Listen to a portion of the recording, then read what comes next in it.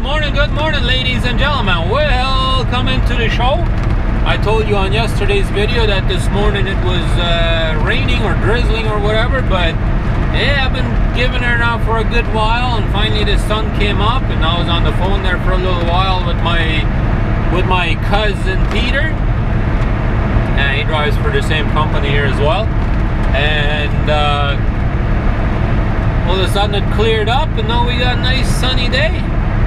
We ain't gonna complain about that, right?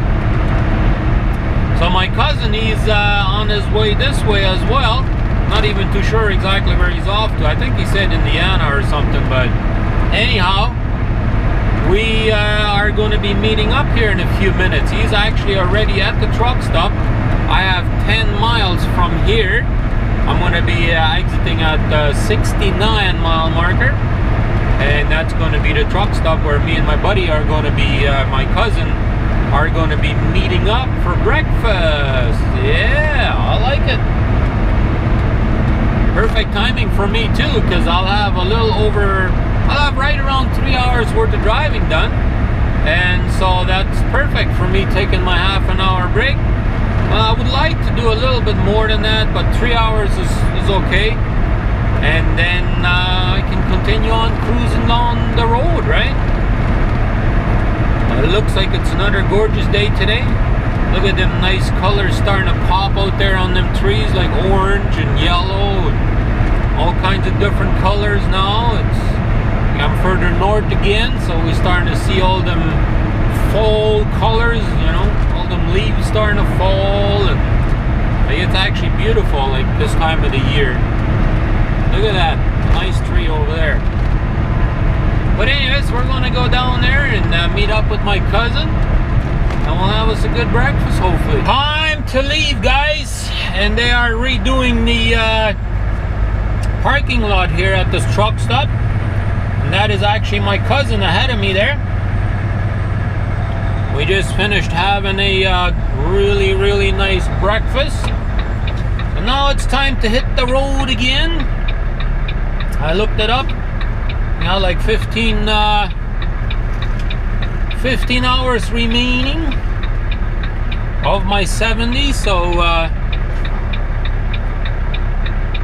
15 hours and 26 minutes to be exact. That's just enough for me to get home. That's all I really need, right? I just need enough to go home on. But anyways, we had a really nice breakfast. WI-82. Really nice of my cousin. He actually bought breakfast for me.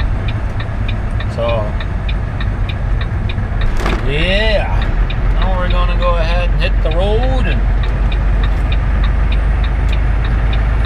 get as many miles in as we possibly can today. Like I said earlier, we already have about 3 hours in the books, maybe even 3 hours and 15 minutes. Yeah, probably 3 hours and 19 minutes probably, because according to my satellite, I got 7 hours and 41 minutes remaining of drive time. Take the entrance to the left on I-90 West, I-94 so West. My cousin is going the other way, and I'll be turning off here to go the other way. In 900 feet, take the entrance to the left on I-90 West, I-94 West. Alright, RJ, alright. I will do that. Yeah. I'm just happy that it is a really nice day today. It really is. Hardly any wind whatsoever. Nice and calm day. Nice and sunny. Got the chance to meet up with my cousin again. Haven't seen him in a good while either. So we'll continue on cruising along here. I'm kind of thinking I might be able to make it up to Fargo. Not 100% sure yet, but I'm thinking somewhere in that neighborhood, somewhere around Fargo, I'm thinking. And then we'll make our way to Winnipeg tomorrow. Call it a day. Yes, indeed. We got 10:30 in the morning right now. So hopefully I can get through Minneapolis before the rush hour. I'm just looking at that four-wheeler right there. Continue on this road for 24 Coming miles. off the ramp there too, right? Instead of waiting behind me until we can get into the lane, she went over the double white lines and just cut all the way into the left lane there and hammered down. I'm like, okay, that's what I was kind of looking in the mirror there for what she was doing. But some people, they got no patience. Anyhow, we're hammered down, westbound and down. I have made it past Minneapolis, guys. I have really been giving her. Haven't made another pit stop since I actually stopped earlier for breakfast.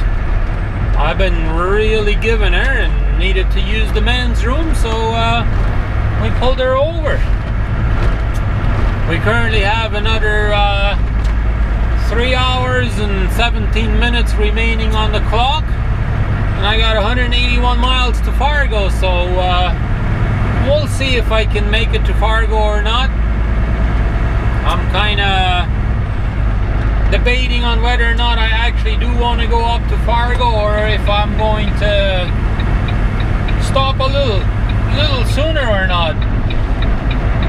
I haven't quite made up my mind yet on exactly what we're going to do, but we'll give it a shot. We'll find out when we get there, right? Once we get closer, we'll make a final decision on whether or not we're stopping in Fargo, or if we stop before Fargo. At 174 to Moorhead, that's just before Fargo. So yeah, anyways, it started getting fairly windy here. I mean, not super windy, but the wind has picked up quite a bit. So our fuel mileage has started to drop a little bit, but oh well, what can you do, right? It's windy, it's windy. It's just how it goes. I know today is probably a little bit of a shorter video because I haven't really videotaped too much, but the biggest reason is because I started so early in the morning. You know, I drove for like at least 2.5 hours before the sun actually came up, and then I was on the phone with my cousin there, and then we decided to stop and have breakfast and all that. So I didn't really get him on person in this time. Figured, you know, not always necessary to have him on every single time. Plus I didn't really know what to ask him or what to talk about or whatever, so you know, some days you get days like that where you just don't really have a particular topic to talk about, so you know, you just try and figure out whatever. But one topic that I should actually start talking about is winter is coming. Here in the last few days we've gotten some snow in Alberta, and so it would be a smart idea for you guys that run up here, and especially in the northern part of the States or Canada, to start getting ready for winter. Start getting your tire chains out and putting them in the truck. And also I would always recommend to buy a gallon of that 911 product that is to put into your diesel tanks in case you have issues with your diesel freezing up. Or in Canada you can get metal hydrate.